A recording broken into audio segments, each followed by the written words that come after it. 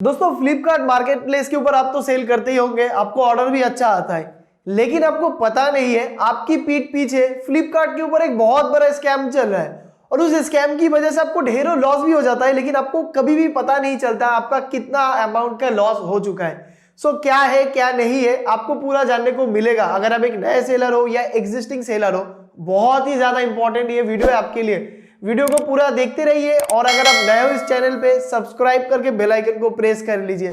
So guys let's begin. Flipkart पर हमारा कम listing available था तो उस वजह से ऑर्डर भी कम आता था।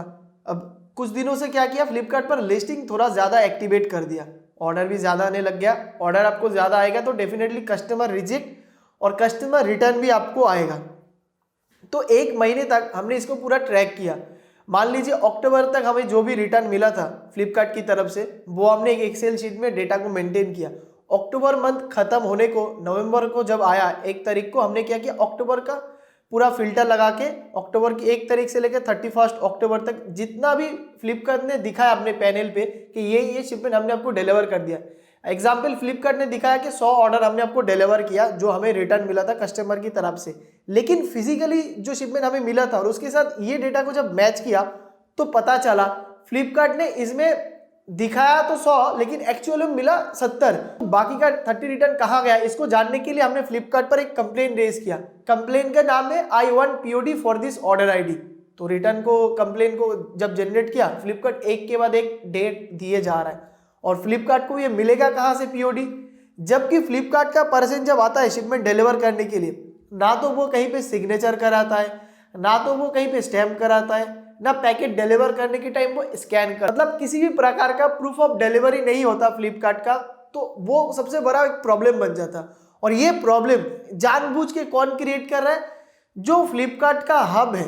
मान लीजिए आपकी एरिया में फ्लिपकार्ट का एक डिलीवरी स्टेशन रहता है, एक पिकअप स्टेशन रहता है, तो जो डिलीवरी स्टेशन है वहां का जो मैनेजर होता है, वहां का जो मैनेजमेंट टीम होता है, वो इस पूरा प्रॉब्लम को क्रिएट कर रहे हैं। क्यों प्रॉब्लम को क्रिएट करता है?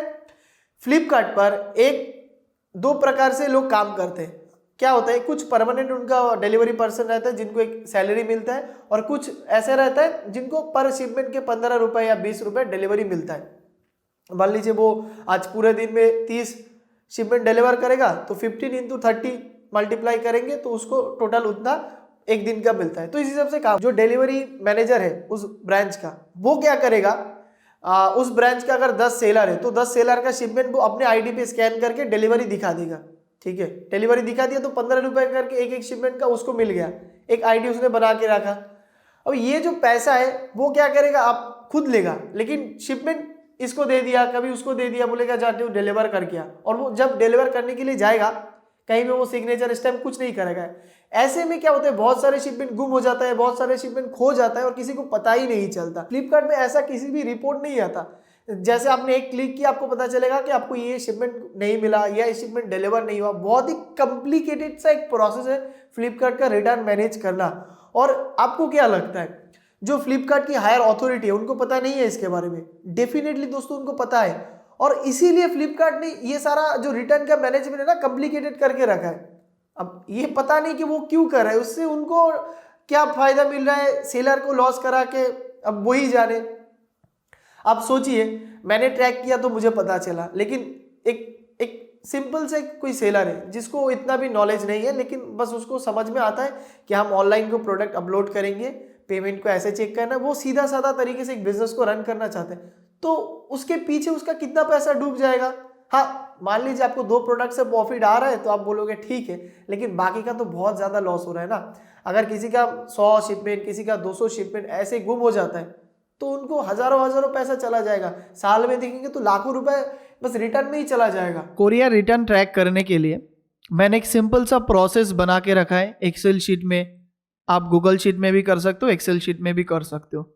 और उसके लिए आपको एक बारकोड स्कैनर चाहिए, बहुत ही चीप रेट में आपको अवेलेबल है अमेजोन पर। आपको शिपमेंट फ्लिपकार्ट की तरफ से मिलेगा, उसको आप बारकोड स्कैनर से स्कैन करेंगे तो ये सीधा स्कैन होके यहाँ पे ट्रैकिंग आईडी अपडेट होता जाएगा। ऐसे आपको लिख के लगना है। अगर कुछ पैकेट का ट्रैकिंग आईडी अपडेट नहीं हो रहा ऑटोमेटिक, तो आप मैनुअली यहाँ पे एंटर कर पाएंगे। देन आपको फ्लिपकार्ट पर आना है, फ्लिपकार्ट सेलर सेंटर। यहाँ पे आप रिटर्न के अंदर जाएंगे, रिटर्न के अंदर आपको कंप्लीट टैब मिलेगा। कंप्लीट टैब में क्लिक करके आप डिलीवर्ड के ऊपर आपको क्लिक करना है। देखिए ये ब्लैक कलर का हुआ है तो डिलीवर्ड में ऑलरेडी क्लिक है। अनडिलीवर्ड में क्लिक करेंगे ऐसा है, डिलीवर्ड में क्लिक करेंगे तो ऐसा है। तो ये सिलेक्ट करने के बाद आप उस मंथ का आपको फिल्टर लगाना है, रिटर्न डिलीवर। आप अगर नवंबर की ट्रैक करोगे तो 1 तारीख से लेके मान लो आप मंथ खत्म हो गया 1 से 30 तारीख आपने पूरा सिलेक्ट किया, क्योंकि अभी नवंबर की 16 तारीख है तो मैं यहाँ पे ट्रैक नहीं कर पाऊंगा। एग्जाम्पल मैं आपको दिखाता हूँ, जैसे मैंने अक्टूबर को 1 तारीख से लेके 31 अक्टूबर तक सिलेक्ट किया। अब जो भी रिटर्न था वो यहाँ पे पूरा इसका लिस्ट आ गया। लिस्ट आ जाने के बाद आप देखिए यहाँ पे डाउनलोड रेडी करके आपको एक फाइल मिल रहा है, फिर एक्सपोर्ट का आपको एक ऑप्शन मिल रहा है, तो एक्सपोर्ट आप कर लीजिए।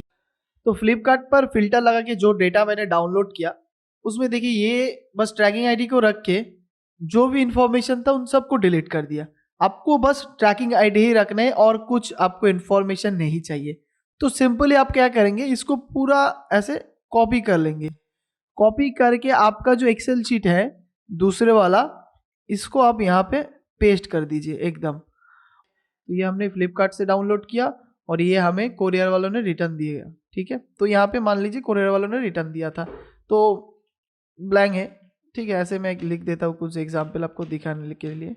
यहाँ पे मैंने डेटा को सेट कर लिया और कुछ ट्रैकिंग आईडी यहाँ से कॉपी करके यहाँ पे रख लिया और कुछ ऐसा ही उल्टा सीधा मैंने लिख दिया जस्ट आपको दिखाने के लिए। यहाँ पे क्या हुआ, जो हमने कोरियर से रिसीव किया था वो ट्रैकिंग आईडी यहाँ पे लिखा है, जो हमें फ्लिपकार्ट से मिला था वो ट्रैकिंग आईडी यहाँ पे लिखा है।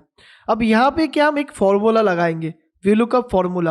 उस फॉर्मूला से आप लिख के आप मैच कर पाएंगे कि कौन कौन सा ट्रैकिंग आईडी आपके पास फिजिकली शिपमेंट में आया था और कौन सा नहीं आया था। तो उसके लिए आप कंप्लेन आगे रेस कर पाएंगे।